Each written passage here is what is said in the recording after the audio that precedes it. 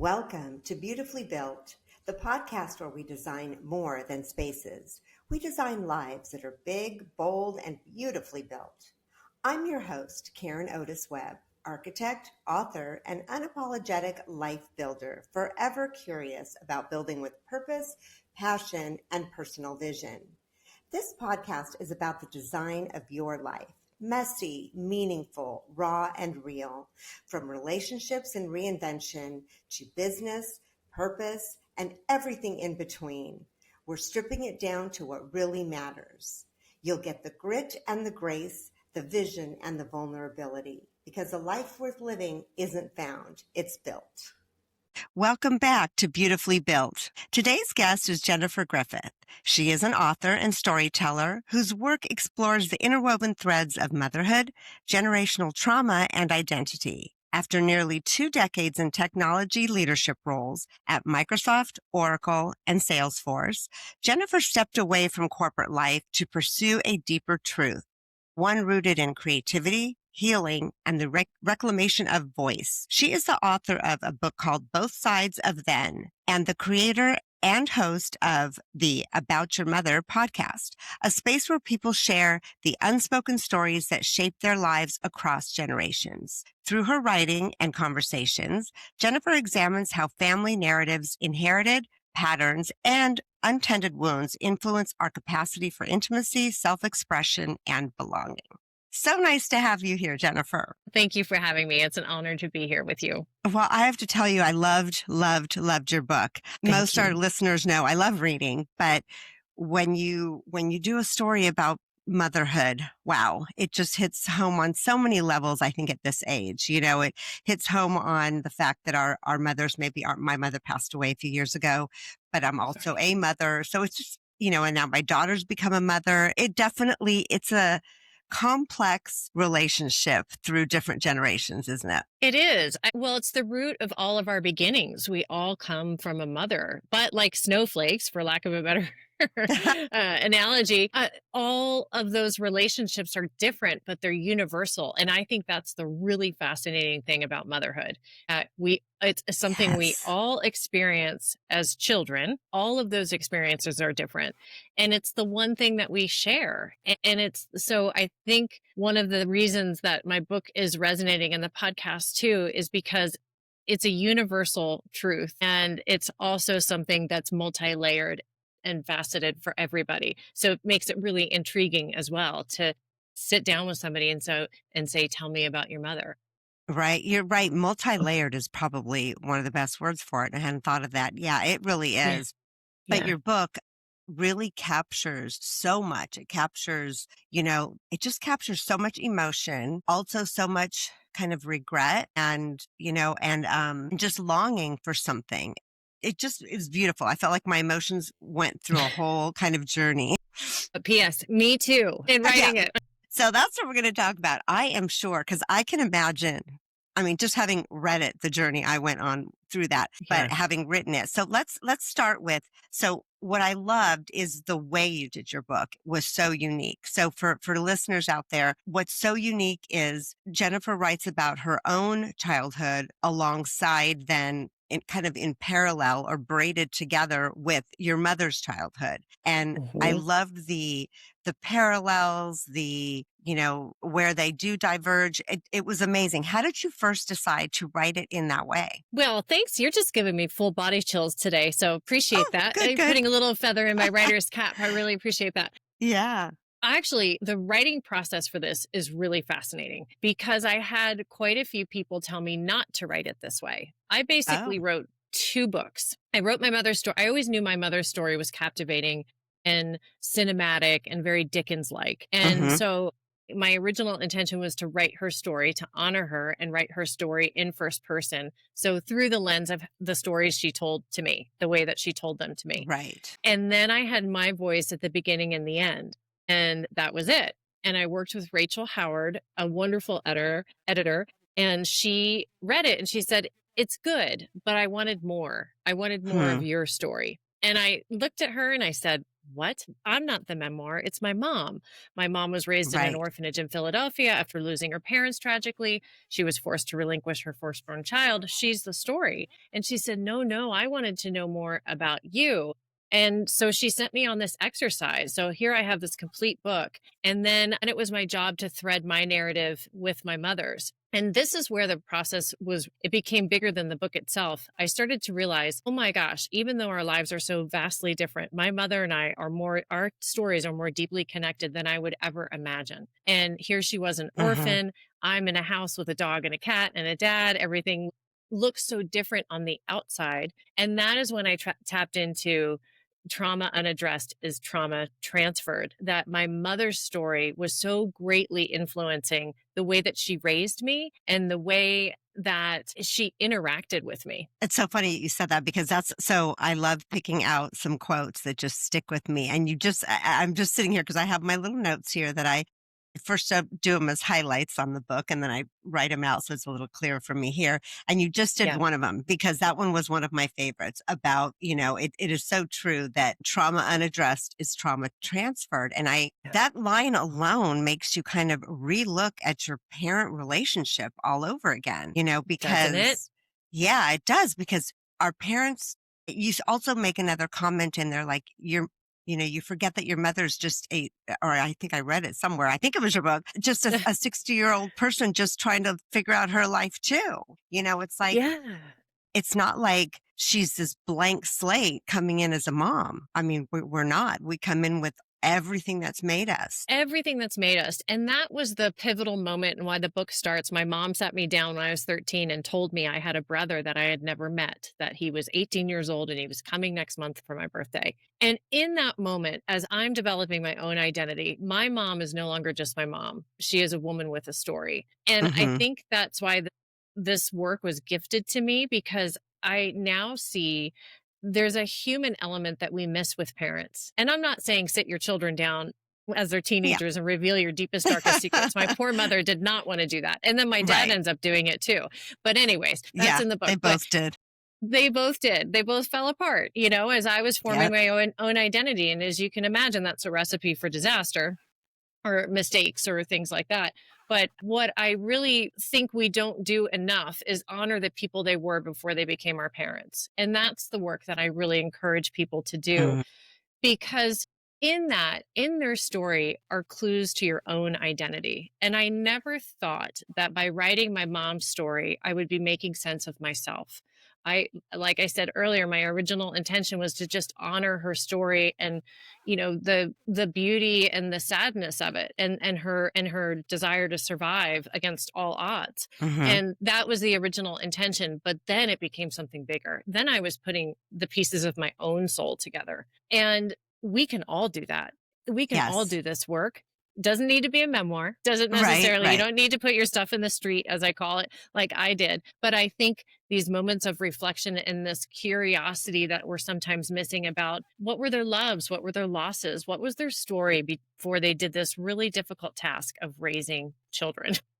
Right. And like you Absolutely. said, we don't come into raising our children with a blank slate. We come in Mm-mm. with so much. And I Yeah. think there's more work we can do about unpacking that at different various stages of our life to open doors to acceptance, forgiveness, empathy, whatever it might be. Yeah. No, it's true. And that's what was so unique because I do love memoirs in general. I love that Yeah. genre, but I had never read one. That's where your book goes further. It really does. And that's why it was so good and resonated and kind of enlightened me in a way because it's Well, not like here's just another great, memoir or recounting someone's life. But for the first time to look at it and go, how does that story, how does my mom's story affect who I became? I don't think I ever did that. I don't think I've ever, and I've written part of a memoir. I haven't put it out there yet, and oh, I've written it, good. and my mom is very much a part of it, but I never really looked at that. I looked at some of the things that, she guided me and how she raised me, my mom and my dad, but I didn't look at where in her story did that come from. And that's really, really unique. Right. Yeah. And I I love that. often say, when I was on the book tour, I would say to people, the best way to get to know somebody is to ask them about their mom. Yeah. And I think there's another layer to that is to ask ourselves about our own parents and our moms. Just like you were saying, Right. here you are making this connection and writing about her, and she's a big Mm-hmm. part of your story. And there is something else to do. And that's where the book became the Yes. two books weave together in the braided narratives, which was a tremendous amount of work. And I was on the ground with index cards. Here I had my mom's book totally done, Right. Yeah. Which right? is so hard to do when something's done. Now to start, right? To take it I apart and know. put other things in. It's very hard. Yeah, it was so hard. And as you know, as a writer, and then here I am putting or taking the scenes of my life and trying to put them in between hers. And it became almost you know this with creativity. It was almost if somebody else was doing it. Yes. Then I started saying, "Oh my." And then I just let that part, that subconscious that's totally free and says, no, this one goes with this one, and look at how they're similar but different. Yeah, Yeah. that was magic to me. That was the big magic that Right. Elizabeth Like, Gilbert talks yeah. about. Right. Yes. And you do reference Elizabeth Gilbert and sitting on that, bathroom floor, which we all know, right? That Oh, feeling we of do. like, oh We've my all God. been there. Yeah. How I do I think get at up from this here? point, we've all been there. I think that's so true. So true. Well, let's dive into I have a bunch of questions and a bunch of Please. little quotes that I want to, that you did already get that one. But okay, let's start with some of these. So, where do you think your experiences? So, I know some of the things were some similarities in the experiences and some where you differed. What were like the most surprising of either one of those? Or which one did you think, oh, I'm so not like her? And then you're like, well, wait a minute. I mean, Oh, yeah, yeah. what was like the most surprising to you? Where I was the same. Because You it's like know, that commercial, like what I don't know who is, and they're like, don't become your parents, right? oh, I yeah. don't know. What And I is always that? vowed I'm All going to be state, nothing yeah. like my mom. Right. Well, I'll tell you the most glaring one. And Mm-hmm. I mean, this is cliche out of the gate that you recreate what you know. I married a Mm-hmm. man with two kids. I did the Right. one thing, that my mom did. And I think in many ways I did it because I had seen it work in my own family. My sisters and I Right. are very, very close, but they are not my mom's children. They are my dad's first marriage's children and from the first marriage. So that was like out of the gate. Yeah. As I'm Yeah. writing, I think to myself, here I am trying to be so different than her. And Mm-hmm. here I go, I'm going to go do the same thing. And just, that's it. That's book number two. That was not an easy situation for me to raise my Mm-hmm. son in that environment. We made it, but it was very, very challenging. So there was one of them. And then some of the things that really blew me away was when I worked with my original writing coach, Renata Stenthal, and she's wonderful. She's a writing coach and she's a therapist. And Oh, when that's she good. was, and Great yes, combo. exactly, a necessary combo, by the way. Yeah. And as I was trying to braid the two stories together in the beginning, she said, "Oh, no, no, your voice is too similar." And she's wonderful French accent. "You're too Oh, she similar. The voices are too similar." And she said, so I put my interesting. therapist hat on and she said, and I think that's because you felt abandoned by your mom as well. Mhm. Mhm. And that is a Yes. moment where I split in between then and now. In that moment, I knew exactly what the book was about because I had never put it that way. I had never allowed myself, because of my mother's tragic life and losing her parents, I never allowed myself to have the word abandoned in my narrative.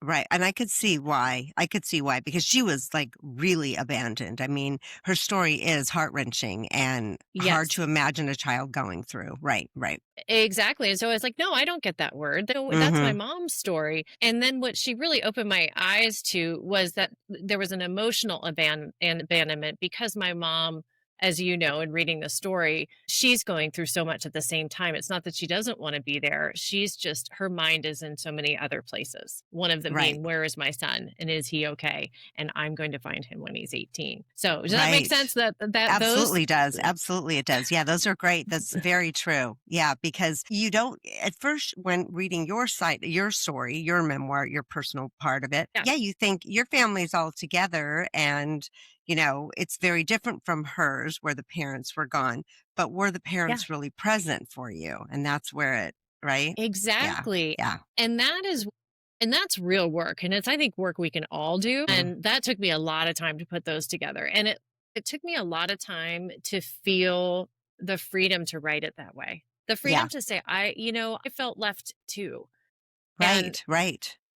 And the bigger work was writing through that and understanding why I felt that way and why that was linked to my father and my mother's individual stories. Mm-hmm. And that's, that took a lot of time. That took a lot Yeah. of time to Yeah. write and a lot of time to put those pieces together. But eventually I understood why they were both so completely checked out by the time I was a Mm-hmm. teenager. I absolutely Right. understood it now as a Right. woman and an adult and as a mother. Right. At the And time, no, you don't, because you're like, what do you mean? And your life's being affected negatively by their lack of being present. But then now you're right. We do look back and offer them so much more grace once don't we've gone we? through it. Yeah, we do. Yeah, we do. And I think was you're a mom is when we become parents, the stakes become so much higher. Yes. And I still will have lots of things to apologize for to my son. Right. But hopefully one of the reasons I wrote the book is hopefully he understands why I am the way that I am and the things that were important to me. And it's really a love letter to him and my mom. Right. Absolutely. And it's interesting because as my daughter now has two little boys, So and fun. yeah, and I've seen her kind of rethinking and reliving her childhood and really giving me more grace than before. So that was interesting because That's I'm divorced beautiful. as well and we had issues and, there were Yeah. lots of struggles there. But yeah, it is interesting when she finally goes, I don't even know how you did this alone. Like I don't. Yeah. Yeah. So it's interesting. Yeah. There's definitely a journey for that. Is your It's a mom long still, one. yeah, right? Is your mom still alive? She is still alive. She's 83 years old. She is doing well and she's gone on book tour with me a couple times. Nice. If you want to ask, a lot of people ask me, what does she think of the book? That was my next question. Yes. Well, that was interesting. Yeah. I originally showed the first a chapter to her in the beginning, and then all the people supporting me, just mentors and or whatnot, said, "Oh heavens, you don't do that. You write the book and then you give it to them." So, Okay. so I did write it with. I wrote it with her input, but not her editing. Let's say. Right, they're her Okay. stories. It's how she told me about her life and the stories that she shared. And so when I gave her the book the first time, she read the ending first and she was fine. And then I think the epilogue wraps it up pretty well. It And does. Yeah. then and then she went quiet and she went Uh, quiet for a couple days. And this is a really interesting part of it. And my really? husband said, I have a feeling she's reading it and she doesn't like where it's going. And I said, I think you're right. So I called her and she said, no, I'm not happy at all. I'm not happy at all. And I said, okay, well, tell me what I got wrong about your story. Cause I spent years, just researching and interviewing her and my aunt, my uncles and everybody else. And that was not what she had a problem with. She did not have a problem with my take on her story, the way that I Hmm. wrote it. She Mm-hmm. was upset about my story. She was upset about what Really? I remembered. And this is another huge aha moment Wow. is, our children choose their memories for whatever reason. For me, I have a Right. very emotional memory. I can remember the trauma really, really well. And some of the other stuff I let go because, trauma does that to your body, right? It becomes a Right. blueprint. And she was deeply, deeply upset about how I remembered my childhood. And Wow. yes, which was uncomfortable at first, but then we went on a very deep healing exercise where she had to recognize, and I think candidly, she won't listen to this, but candidly apologize for things that she never apologized for, Mm-hmm. Mm-hmm. or at least acknowledge. I At didn't least acknowledge. Yeah. write it for anybody's sympathy, and that was something I worked really hard on, and hopefully I did well, but it was fun. It was nice for her to finally acknowledge some things. My mom is Absolutely. interesting in that she chooses to forget the bad things. Uh, Right? that's funny. Yeah. So Yeah. it was really our two memories going at each other was a really interesting dynamic, but eventually opened the doors Yeah. to a lot of healing. That's interesting. That is weird, but you're right. And I'm sure she felt that like maybe she felt that she had done better, and wanted your take on that to be different. But there is a lot of power and healing from that truth, and so, and how close are you to now? We're great. Yeah, she's coming for Oh, good. Christmas and Good, good. yeah, if anything I can see she's a little lonely, which makes me sad, Mm-hmm. but Yeah. this aging, this sandwich that we're in where we have, you have Yep. grandchildren and children and yeah, Yeah. and Yeah. it's hard to be in that phase of life. It really is. But she's It is, amazing. yeah. And in fact, I think she's actually really proud of her story now. Well, that's nice. That is she should be. There's so much she had so much resilience because it was like one thing after another. These are big things that happened in her life that one Yeah. alone would have been enough to cause trauma and heartache, but there are several, and it just you can really, and at a time I think when people didn't want to talk about those things. Mm, Yeah, back in yeah. the day, yeah. Back in the day, I mean, imagine your dad dies and you realize you're going to be in the orphanage for the rest of your childhood Yeah, and yeah. you get to stay home from school for a day. I mean, you're hitting That the was nail on it. the head. Yes.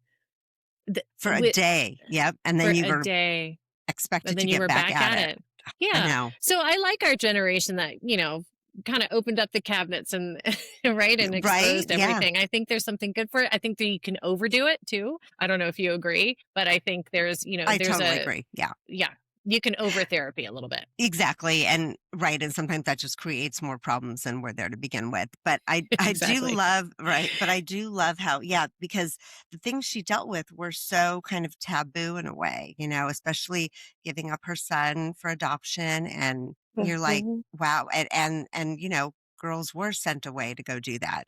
They Nowadays, were. it wouldn't be like that, but that's yeah, you could see where that trauma, yeah, Yeah. really, really made a She had difference. absolutely. And she just powered through and shame is a silencer. It can take people's voice. And I think in many ways she feels empowered now that I gave her voice to this and Mhm. that Right. people are understanding why she did what she did. Yeah. Right. Right. Yeah. No, she was quite strong and resilient. She should be proud of her story She is. And because full of hope she and too. right. And I think, we do the best we really can. We really do the best we can with what we're given. We're not that blank slate. But I'm going to mention some of your quotes because your writing is really beautiful. Thank So you. I love this one, and this one just like I want to sit with this one and put it to my life at some point. But I love the line where you say, and I'm trying to remember if it was, I don't remember now if it was in reference to your mom's story or yours, but you say, I stood alone at the apex of bad decisions and regret. And I That's me. thought, oof, is that you? I thought so during That's their high me. school years and such, Yes, right? during my high Okay. school years. Yeah. Yeah, and you know what? Great line. I had someone, who are the people that say that we have no regrets? I think that is such horse pooey. Of course we have, I would say Yeah. other things, but of course we Mhm. have regrets. I think they're super important Absolutely. to say, hey, I don't like that I did that. I don't like that version of myself. I Yep. don't beat yourself up about it, but I think regrets can be healthy in a healthy dose, right? Yeah, exactly. And I think that we're meant to each be on our own journey. It's part of our journey. It's not like we're going, my life was perfect. I did everything perfectly as a parent. I know I Right? made mistakes, obviously. My kids tell me I did. Do they? Don't they? Aren't they good Nah. for that? Yeah, they're so great for that. I think when you're thrown into stuff like a divorce or whatever, that mine was a surprise, just the rug got pulled out from under me. You're just scrambling to really do the best you can. I But bet. Yeah, yeah, absolutely. You remind uh, me of that snippet right there reminds me of Laura Munson, who she has the number 2 modern love essay and crashed the system when she wrote it. And it's her husband coming home and saying, I don't love you anymore. And I don't know if I ever did. yes, yep. Did you ever read that? I And did. What is the name of that book? so her essay was those aren't fighting words, dear. And then her book was, oh, I'm I forgetting read right at the the moment. book. I Yeah. know, and I had it on my podcast back then. I can't recall the name of the Amazing. Oh, book. good. Yeah, that's so funny that you mentioned her. Then another line that I really love, which actually I think would be helpful for me to sit with this one with my relationship with my dad in the past. But you write, and this is about your mom, the crumbs on her trail were becoming mine to follow. Tell us a little about that one. Yeah, the crumbs of her trail. I realized, and this was even so imagine my writing process, right? I write her story and then I'm writing mine. Hmm. And that's a clue into what my head was doing when I was writing my story. I started to realize, oh, I know a little bit about my mom. I know my mom's big moments that wrote about. However, I'm more attached to this process than I can imagine. This is now, I'm on the mystery. I'm here to solve the mystery of me. Hmm. And to get there, I have to go through her. Yep. And that's Super really, powerful. But yeah, that's what the most powerful part about it. Yeah. And I'm going to have to go through her story. And as I do, I'm going to start figuring myself out. And in many ways, I didn't want to do that because sometimes a little bit of what we touched on earlier, I don't want to be like her. I'm not like Mhm. her. I'm totally Mhm. different. Well, Right, maybe I'm not right. as different as I Maybe think. not as much as we think. I think that's very true, right? Yeah. Right? I'm living through Yeah. her experiences and the weight of them, the emotional weight of them, and what they did in our family, how they Right. lived in our family. For years and years, generations later. Yeah.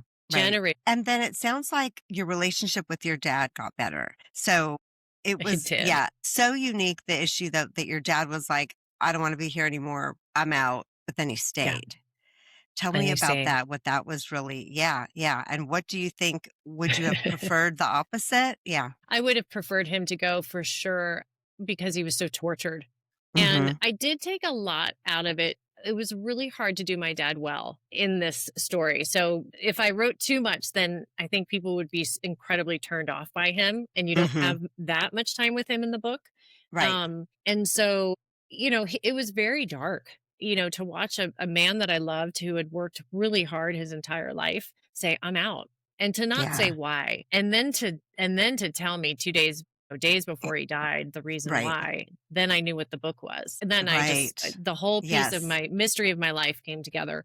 But that was really dark. And I do wish he had gone and lived his life to be fulfilled. And I think that's something that's very hard for parents sometimes is we want to keep the marriage together. You want to keep that dream intact. Mhm. Mhm. Yet when someone is not happy and they know that they can't do the job anymore, it is our duty to let them go. Yes. And I often say to my husband when we met and early on, we've been together for 20 years Mhm. almost, but Oh, I said, wow. hey, if you ever want to go, let me help you pack your bags because I don't ever, Yeah, because no, but that's, yeah, I don't that's ever good. want you to stay here to save face. And I will do the same. Mhm. And Mhm. I think a lot can be lost for the people that hold on, even though they know it's over. There's Right. more lost in that dynamic than there is, right? What do you think I about agree. that? Is I that you're absolutely shaking agree your with you. head? No, I totally agree with you because, yeah, I mean, mine was my ex was cheating. And when I found out, I'm like, Yeah. we got to figure this out and stay together. And I tried and I tried. And then you do come to a place where you're like, this is not working. This is not changing and this is not working. Yeah. And you have to get to that realization that is it better to stay intact, even though nobody's really happy, or to, show your children a happy, beautiful, relationship. Yes. What struck me though, and I'm wondering, did you ever feel the burden of it? Because his reasoning is he did it for you. And I was like, Hmm. wow, what a big load to just lay on you. Like, I know. I didn't Thanks, go parents. after the life I wanted because of you. I'm like, and I Yeah. know he meant it in a loving way. Like I wanted to be there for you, but yeah, Yeah. how did that feel? Yeah, not great. Even my Hmm. mom would say he stayed for you. I think I left that in the book. Mm. I can't. It's just Yes, so many you did. versions of You that, but did. I did. Yeah, he stayed Hmm. for you, and we did this for you. And I got to tell you, and I think you feel this when you're reading my story as I'm an adolescent. Kids are so smart. I knew they weren't staying for me. I knew there was all these other things going on. My mom, these deeper mother wounds and hurts and things like that. And then for my father, I think it was just there's only a couple more years left, Hmm. right? Let's Hmm. just keep this Right. clean. Let's just keep, Right. because he was an engineer by trade. He was very linear. And I think for him, Yes. he was just like, he did his checks and balances and he thought, but when parents do that or people in marriages do that, one, the children are smart. They know what's going on, whether they can Hmm. articulate it or not. Right. And actually, the people paying the price are the kids because Right. watching a bad marriage for me meant my lineup of boyfriends and first love experiences or whatever Hmm. they were terrible. They were Yeah. absolutely terrible. I went after the emotionally unavailable dude and I Right. did it over and over and over again.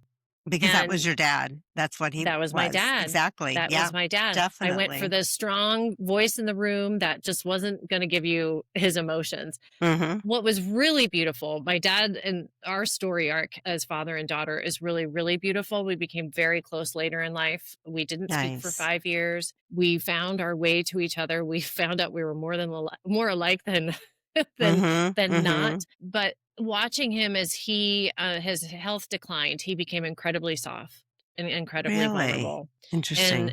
very open and very squishy. Lots of I love Yeah. yous. He would sing Wow. happy birthday in your voicemail. He had just evolved. And the thing he said, I was the happiest I ever was at the end of my life. And Yeah.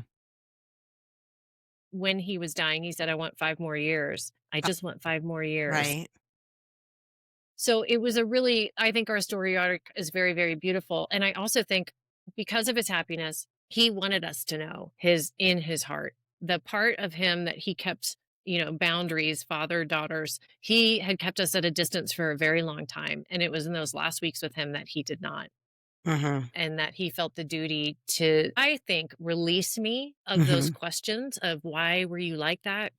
Yeah. What did you want to go do? Right. Why weren't we enough? And then when he told me, I just said, it just made sense. And Right. Right. Right. I had an incredible amount of forgiveness. So I think there's revealing ourselves to our loved ones when the time is right can be Yes. an incredible gift for the person that you bestow the information to or the revealing Yeah. to. I love that. Yeah. Because it seemed like he became distant or not present because, well, it's sort of like he wanted to check out, but he didn't allow himself to fully leave and stay connected, right? Had he left and yet stayed connected, maybe you wouldn't have felt that, but he decided to stay there physically, but not mentally or emotionally. Yeah. A He had kind thousand of, percent. right? Yeah.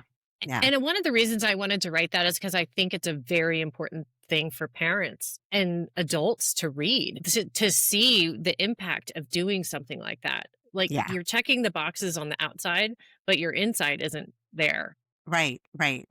and everybody's feeling it. And so that Right. became a very important storyline for me to include. Yeah, I think that one's very, very true. And I think you're Thank you. right that some people think, just staying together for the act of keeping that family together is the right thing. But you definitely show the emotional, trauma that can do. Yeah, that was Yeah. very Thank you. powerful. Okay, let's see here. Yeah.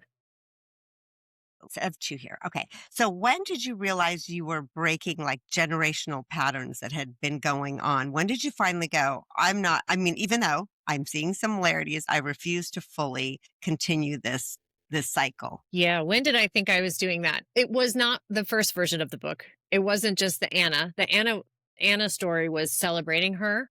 Mm-hmm. When Rachel told me to go back and do it the way that I did it, then I realized, oh, I'm clearing the cabinets here.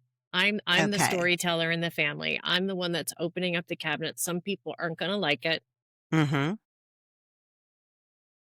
but that's my job in the family because Yeah. I had I think because I was the youngest, maybe I was the writer, whatever the reasons were, but I was the one that was carrying all of it in minute detail.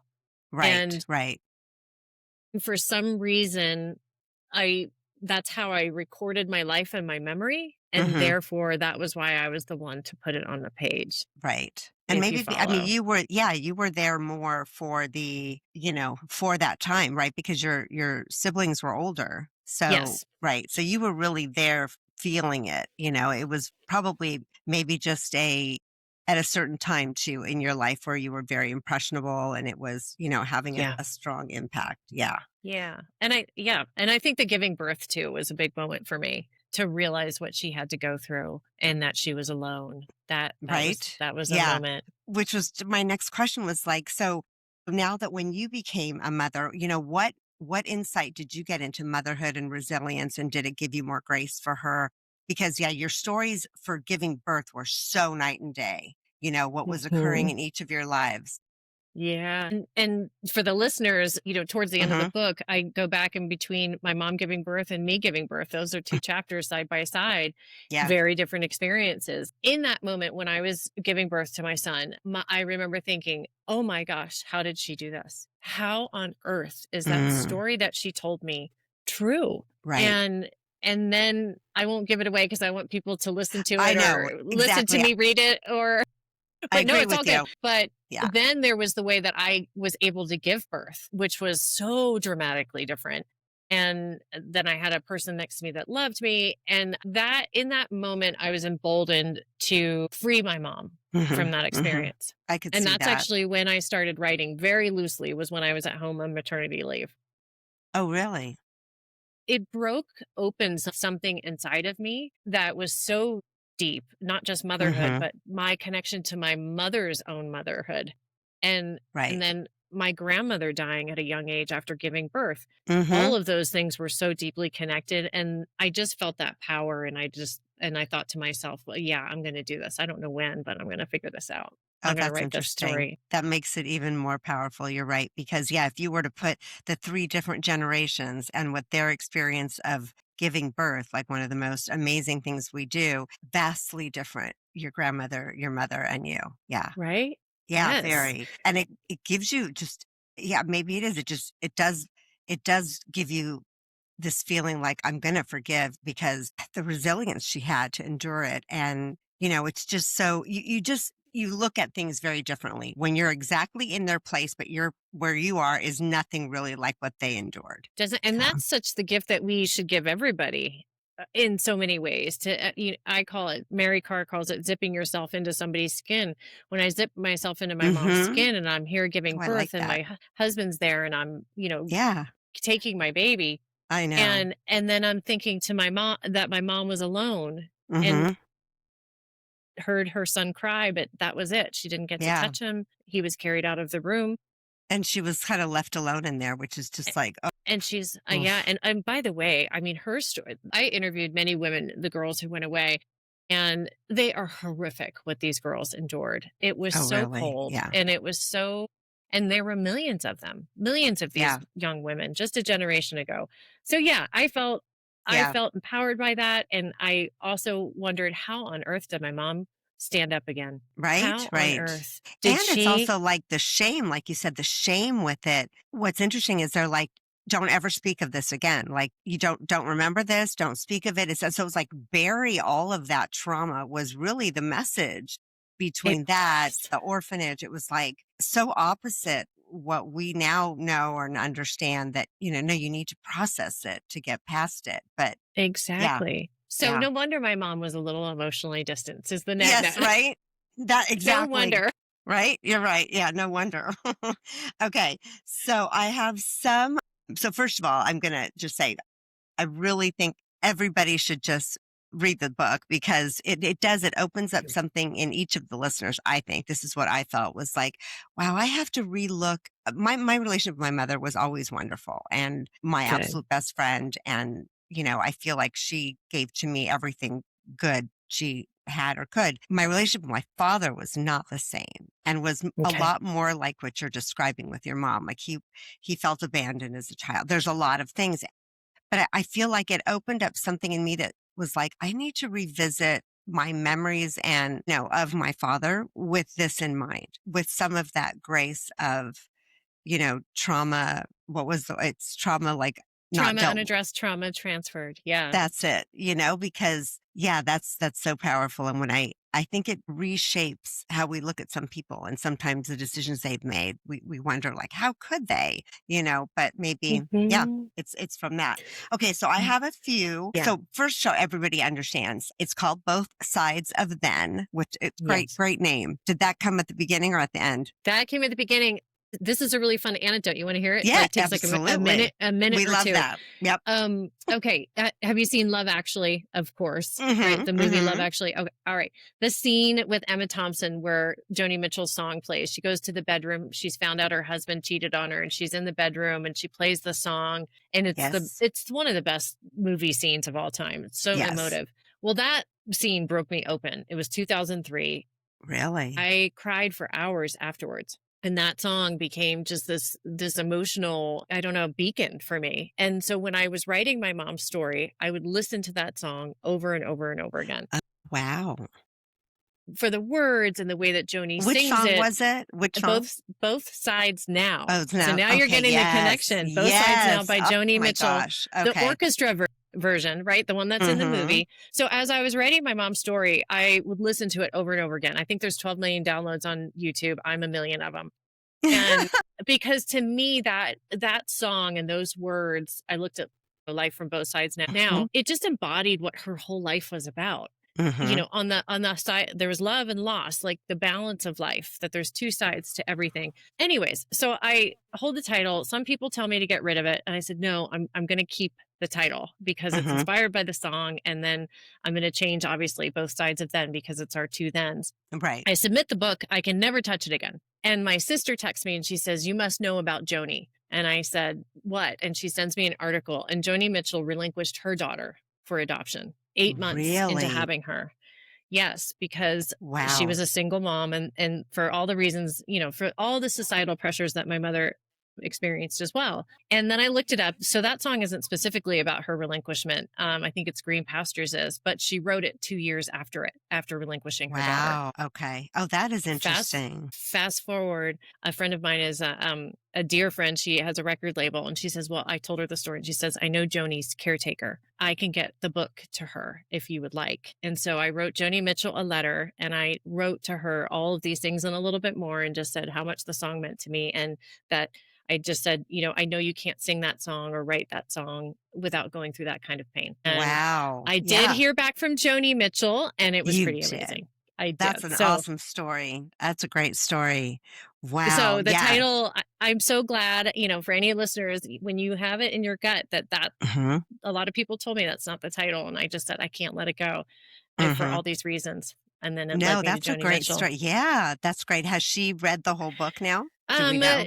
I don't know. I know she's read the letter, and we had, you know, I know it. Let me just say this. I know it touched her.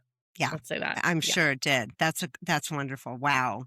Thanks. Yeah. That's my little 2 minute. No, I like that little story. I love those things. Okay. So now I thought we can do it touches so much on like the mother-daughter theme, you know, relationship. So I have a few just rapid fire questions just for the fun of it. Let's do it. Okay. One word to describe your mother as a child. Affected. One word to describe yourself as a child. Acutely aware. Okay. I could see that. Let's see. A trait you inherited from your mother, for better or worse. Well, I can laugh. I laugh every day. And your mom did. Wow. My mom, she and her family, her siblings, have the best sense of humor, and they cry laughing every single day. And it is something that they said to themselves when they ended up being in the orphanage permanently. They said, if we're not laughing, then what's the point?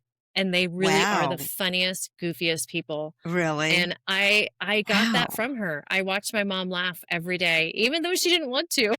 But she found something to laugh about. That one was surprising. A quick tangent to that before I continue was, did you ever really discover what happened between your mom and your Aunt Eve? Oh, that's such a good question. Everybody wants to know. I was like, how? Because the bond was like palpable. But then so palpable. When I read they didn't speak for 9 years, I was like, what? Yeah.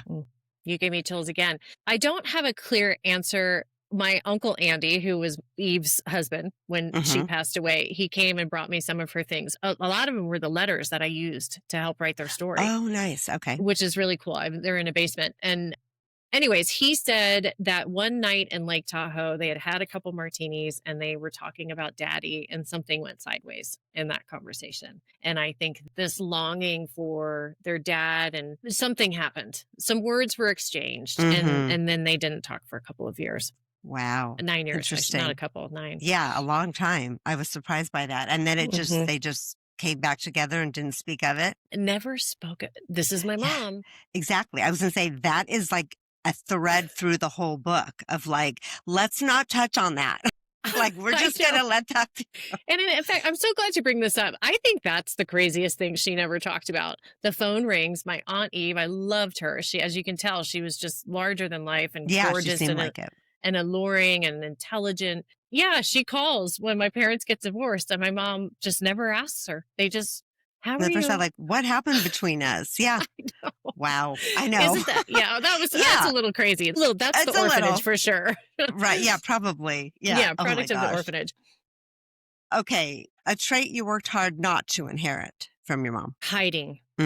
Hiding from the truth. That became something that I'm massively uncomfortable with. And in fact, I think I overcorrect on it.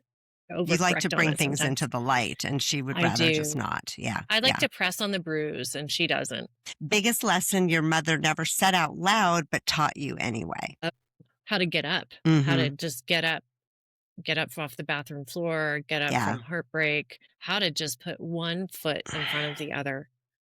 Yeah. And No and matter what. and you know, no matter what, and I think we have these grandiose ideas about what life is supposed to look like, and sometimes just surviving is enough. Right. Sometimes just putting one foot in front of the other on a bad Mm-hmm. day or a bad month or a bad year really is enough and actually should be celebrated more than it is.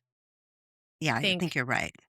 I think Yeah. sometimes everybody's just looking for, all the accolades and all the things that get all the attention where Mm-hmm. I think the quiet warrior is so much more interesting.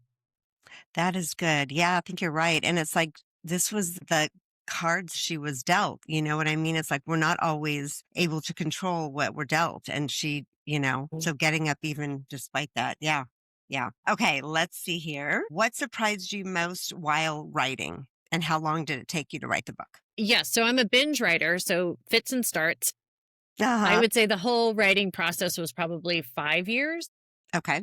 but the getting published was 9 for lots of different reasons I won't bore you with. What surprised me about writing this book was that I had a story to tell, and that took some time. Mm-hmm. Mm-hmm. That Right. took Because some it took time. time to evolve or to develop it, yeah, like, to understand it, I guess, right? Yeah, and why would people want to hear about all that? And does it have meaning? And I Mm, think so many writers, you're one of them, they just doubt themselves so much along the way. And it took me a yeah. really long time to believe in my story. Yeah. No, you should. It's a beautiful story. It really is. Thanks, It's son. it's and even though it's just like you and your mom, it's so multi-generational because, just the notion that we evolve from something, we're not this blank slate, lets you look further back and forward to be like, I was intrigued, in the middle of the book, if you were going to have kids and, just to see because Yeah. some of your mom was the only one, right, that had kids of all of her Mhm. siblings because they were probably like, yeah, that trauma made them go a different direction. And in Yeah. fact, yeah, my mom was a hero for that in many ways. Hmm. I'm connected to a lot of people that were raised in her orphanage, and many of them did not have kids. Many, Really? many, many of them just said, no, thanks. I don't Yeah. want a piece Yeah. of that. I don't. Interesting. Yeah, I know, isn't that? It is. Yeah. You'd think in some ways I would think it would be opposite. You want to like have what you didn't have a child who has a wonderful childhood. But in a way, maybe just even stepping into the notion of childhood is just too much. Yeah. I Yeah. because I think, and tell me if you feel this way too, when you have kids, then you look back and you say, "Oh my gosh, here's what I had and here's what I didn't have." And Hmm. it brings up Right. all of these old emotions and That's true. right? Yeah, you're right. You wouldn't think of you're like, wow, these kids are so lucky, but I didn't have any of this. And then now you're feeling your loss or the lack of. Mhm. Yeah. Did Wow. you yeah, is that something that you experienced as a Yeah. mom? Yeah, Mhm. definitely. Yeah, I think so. Mhm. But I did with my dad, but then I feel like I just replicated it in the family I made. So, with Well, someone just like I mean, like you said, you married someone with the 2 kids already. We do. They say that our, and girls and we find their fall father. into it. We do, and we fall into it And we without think we're even not. realizing. Right, we think Uh, we're not. oh, we're like, "Oh, we got this. I've got Yeah, this," you no. know? Yeah, I've got it now. I finally have found a man completely different. I've been with him for like 15 years, but Good. the first go Congratulations. around thank you. The first go around, no, no, I fell right into that trap. Oh, yeah. Coffee or wine while writing? Both. Okay, Coffee, then wine. It depends on the time of right. day. Did you cry more writing your story or hers? Mine. Really? Yeah. Interesting. A Yeah. belief you used to hold that you've outgrown. That you can do it all. Yeah. I really, that to me is linked to the pregnancies that I lost after my son and, Oh, trying to have okay. second round when I had a career and I was just trying to do all the things. And I think we've told women for far too long that they have to do everything and be Yeah, everything and be I know. superhuman. And I'm over that. I'm really over that. I don't like that. Totally. Me too. I don't think I, any of us like it. I agree with you. yeah. Yeah. Yeah. I don't know if it was the feminist movement or what. I'm not quite sure, but basically telling us, you can be everything. You can do it all. That was their line all the time. All And the then I time. think all of us felt like, well, then we failed because how can we really do it all? Yeah. Yeah. Yeah. So that's when I've really broken down. And I think there's freedom in that. I think there's freedom in choosing. I agree. I think so too. Yeah, and really deciding what matters more to you. I mean, just, prioritizing, being okay with whichever path you take, that it's about your life too, and choosing what you want so that Yeah, it's not like your dad who just stayed and was unhappy. Yeah, we exactly. really have to create our own happiness. And if that means changing what it looks like, it means that. Yeah. That's right. Okay, let's see here. What's one thing you understand about your mom now that you didn't before? With so many things. I mean, she really did do her best with what she was given. Mhm, mhm. A lot of That's people the say feeling that. I got, and I Yeah, really got that feeling from her, yeah. good. Thank you. That took a long Yeah, time. I had good editors and I really was like, I do not want to sound like I'm complaining. I want to sound like I'm discovering as I'm writing yeah. it. Well, and what's interesting is um, after your dad, or I should say, like, as your life continued to evolve in college, et cetera, then seeing your mom still kind of battling some of it, Hmm. feeling alone and seeing your dad moving on. And that's when you really felt like, okay, she has a lot she's still struggling with. It's not like she was just, I don't want to be present. It was like, or she Yep. had her head in the clouds, or buried in the sand about what was going on in the house. You kind of do start to realize, oof, there's just a lot of hurt there that she's still Yeah. trying to sift through. Sift Yeah. through probably well, I know this for sure, way too much for her to ever take on in this lifetime, which is why I Right. wanted to write the book for her, way too much to ever take on in Yes. this lifetime. And I think the Yeah. one thing I always had this feeling of inadequacy with her, Hmm. that I wasn't good enough. And what I realized was that every day she was getting up wondering where her son was and if he was alive and if he was okay. And Hmm. so as I'm watching her make her bed and walk me to the bus stop and make my lunches, and I'm starting to feel, oh, I'm not enough. It's not because she did anything wrong. It's Right. because she was carrying this weight that she could Yeah. not and would not express. Yeah. And that opened up my doors of understanding her so differently. And I was no longer mad. I was just, I felt tremendous empathy for her, and Right. that of course I wasn't going to be enough. Right. How Exactly. could I feel that Right. hole in her heart? Yeah. Yeah. She And had that's that. why Yeah. and that's what I always say, kids are so smart. They feel it all, Hmm. whether Do they you can s- articulate it. do you still, well, so did she stay in touch with her son then? Are you She still in did. touch with her son? She did. Yes. However, it's more limited now. And the only thing I'll say about that is I think I've talked to a lot of people in the adoption, I would say constellation. And a lot of the adoptees, when they finally have kids, have a hard time with the dynamic of Uh, making those two I families see. work. Yeah. And I understand that completely. It makes perfect sense to me. Yeah. And I think some people are able to do it and it's seamless and it's natural and everybody Hmm. gets along. But I think for my brother, he's wonderful, by the way. He has a wonderful marriage. His kids are awesome. But I think that Good. became Good. very hard Yeah. later. What was interesting though then is seeing the opportunity for your mom to, I don't know, whether it's forgive herself or work through it as a grandmother, because I get that feeling. I mean, I Tell it's a me. joy. It's amazing. Oh my God, I can't even tell you how great it is. And my daughter has two little boys, but you get to kind of do it again and without all the hassle.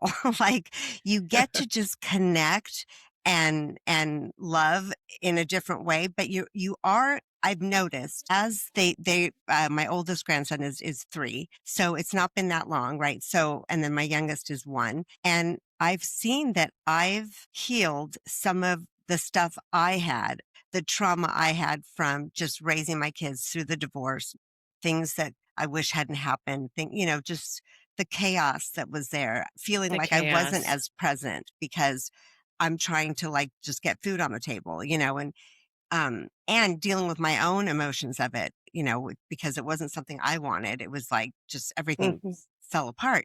Yeah. So it resonated for me when I read that in the book. I was like, you know what? Maybe there is the gift in that. You finally get to kind of heal some of those wounds, You with do. with a new Yeah. generation.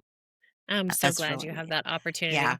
It is. And yeah, it's the best ever. I could be a grandma all day long, and yeah, I'll skip the parenting part. That would be Oh, fine. yeah. Parenting is so Ah, hard. right? So hard. So It's hard. so hard. And I don't know about you, but I see myself making the mistakes before I make them. Mhm. Oh, totally. Yep, You're I like, know. here And I you're like, go. Oh boy. Oh yeah, that one's going to be one he has to process for a long time. right, You exactly. see And yourself doing it, and but and you you, still do it almost like the marriages, yes, like right? exactly. You're like, I'm not going to do it. And then you're like, I did it. What the heck? I just did it. Yeah. Exactly. Um, okay. One last thing. So I think everybody should read your book. Any other book that has really hit home for you that you feel people should read? Oh gosh. Well, the pivotal moment for me was when I took in writing was when I took a female Southern writers class in Oh, school. nice. Yes. Back then in the 90s, I'm reading all these men and Hemingway, and I'm like Conrad, and Right. I'm like, okay, enough. And then I took the female Southern writers class, and that Nice. to me Okay. was when the doors opened. Kate Chopin, Maya Angelou, Flannery O'Connor, Eudora Welty. That was when I just said, oh yeah, we have a voice too. Right. Oh, I love Yes. it. Love it. And so that to me is those That's ladies. really Maya good. Angelou was, and that Maya Angelou could take her memoir, which is has so many layers of tragedy, and make it entertaining and humorous at the same time. I think that's such a I gift. haven't read that. I Okay. Know Why the Good one Cage to Bird try. Sings. Yeah. Okay. Beautiful. And I just remembered, wasn't Laura Munson something with Grove, right? Wasn't that her book? I remembered her book. This is not the story you think it is. Oh, it's I'll a send different it one. to Okay. you. Yeah. Okay. Don't Yeah, worry. please do. That would be good. All right. Well, so now if people want to, first of all, it's been a pleasure having you. If people It's been want so fun to talk to you. it's been great. If people want to connect with you further, or they want to buy your book, tell us all the things, how they can reach out to you or get the book on Yes. Amazon or what. Go ahead. I can do my little voiceover. It's available wherever books are sold, everywhere books are sold. Perfect. Good. It is. I read the audiobook. People tend to really like that. So if you like listening to the author read their book, Yeah. Okay. Oh, good. I read the book. And so a lot of people are audiobook people now, which is great. I am at by Jennifer Griffith, BYJenniferGriffith.com, Insta. That's all my handle. You can just Google Jennifer Griffith and you'll find me too. There's another author, Jennifer Griffith. We write very different things, but I had to take the BY Jennifer Griffith. Okay. That's why I got it. Yeah. It has been so nice to have you. So are you working on any new book? I am actually. Lovely. It's Okay. not memoir. It is a kind of romance story. So Oh, I'm nice. super excited about that, about love. I always write about love. Do you? Okay. Yeah. Well, I'm just looking at my notes real quick to see if I can leave us with one of your great quotes. I do love this one. This one was great. This was really about rebuilding your relationship with your father. And maybe I like it because it's a little architectural and I'm an architect by trade. So I don't know, but love this line. I'm going to have it written on my wall. I love We it. were rebuilding our relationship brick by brick, but time was the cement. And that I like that line too. is so true, right? It does take some time, to heal those things. It's not instant. It does. It takes time. And I think getting to earlier things we were talking about, we have these ideas of what love and marriage and life and family is supposed to look like. And sometimes it's darn messy. Sometimes it just is. Whether we think if we do everything perfect, we're impervious to it. It's just not true. And so I think sometimes we have the grace is in giving ourselves the time to heal ourselves and heal those relationships. I think, and it's not instantaneous, especially if it's with a parent or a sibling in your immediate family. Those things can take a lot of time to rebuild. Yeah. Well, thank you so much. And will you please reach out to us with your new book when that happens? I'd love to know and have you back on here. Of course. Yeah, absolutely. I'm so glad you did. And thank you for the wonderful questions and the quotes and everything like that. I had chills a couple times. So thank you. Good. I appreciate that a lot because I especially if a book resonates for me, I just love to dig into it. So no, this was wonderful. Well, you're doing good things. Thank you. All right. Take care. Thanks for listening to Beautifully Built. If today's episode gave you something to think about, or better yet, fired you up to build bolder, be sure to follow, subscribe, and leave a review. You can find me on Instagram at Karen Otis-Webb for more behind the scenes, design inspo, and life building magic. Remember, you're not here to play small. You're here to build something real because a life worth living isn't found. It's built. Until next time, stay bold, Stay brilliant and stay unapologetically you.